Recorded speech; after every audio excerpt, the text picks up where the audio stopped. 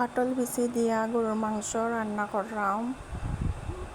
প্রথমে কাটল বিচিরে অর্ধেক করে কাটি লিছি, এরপরে মশলা দিলেইছি সব গরুর মাংস কষাইয়া বয়াই দিলাম।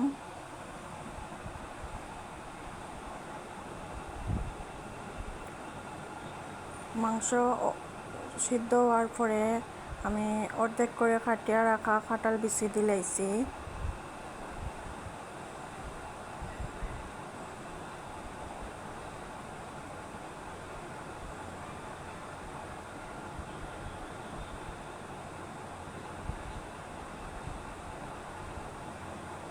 এরপরে আমি পেঁয়াজ বেরেস্তা বানাইলাম।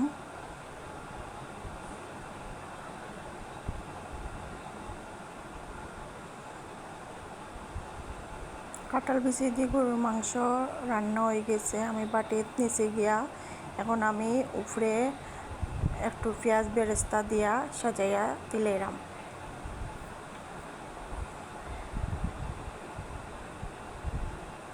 কাঁঠাল বিচি দিয়া গরুর মাংস রান্না করিয়া দেখবা, খুব বেশি মজার হয় কাঁঠাল বিচি দিয়ে গরুর মাংস।